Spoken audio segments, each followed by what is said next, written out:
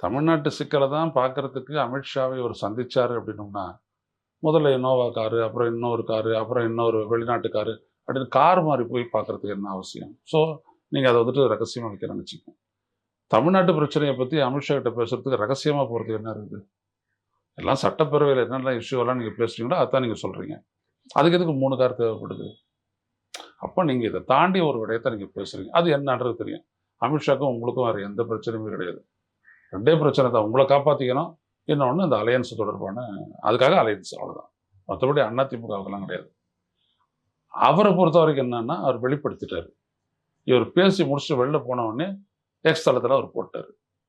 தமிழ்நாட்டில் 2026ல NDA government தான் அப்படின்ட்டாரு. இவரால அது மெல்லவும் முடியல, விடவும் முடியல.